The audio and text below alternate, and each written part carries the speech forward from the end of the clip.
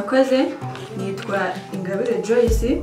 hano ndi ni muri Light Saloon aho nigiye nabandi bigiye ariko nago ndi njyenyine ndi kumwe nabandi nabo baraza batubwire uko bimeze hano muri Light Saloon niho twigira niho nigiye uriga bakaguha nakazi ugakomeza ugakoreramo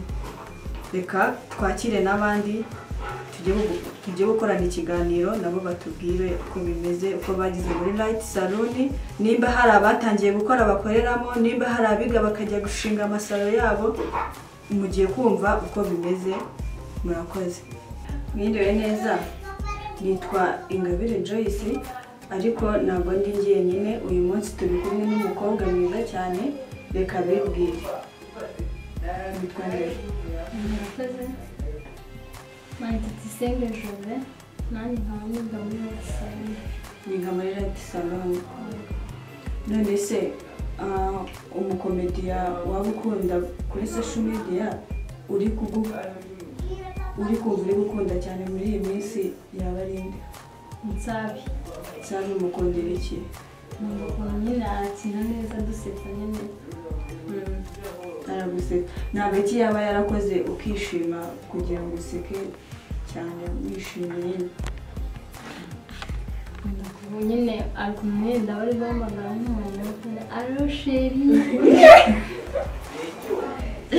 aha wumva umukunda cyane kubera utwo tunakora hanyuma muri Light Saloon wagezemo gute muri Light Saloon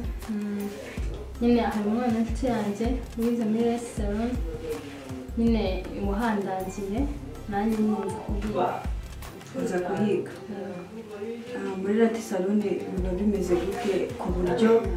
umuntu uri buze kumva kino kiganiro nawe yagira amatsiko yo kuza kwiga muri Light Saloon muri Light Saloon nyine umuntu arahiga neza hameze neza mbese nanjye nk'umwana yanjye namurangira akazi kwiga muri Light Saloon wowe umaze igihe kingana iki wiga muri Light Saloon maze ukwezi n'igice ubu wasuka umuntu ukamurangiza yego bakora gusuka byonyine cyangwa hari n'ibindi bigisha kwiga gusuka no gukora inzara no gufura mu mutwe mbese byose turabikora mbese urahishimira ndahishimira cyane banumva naharangira n'abandi bana n'inshuti zanjye akazi tukiga muri Light Saloon uyu mukobwa mwiza rero muri kubona hano witwa Joyeze mwumvishe ubuhamya mwumvishe ukuntu avuga muri Light Saloon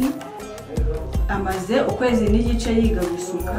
n'ibindi biga gufura mu mutwe no gukora inzara ubu ngubu yasuka umuntu akamurangiza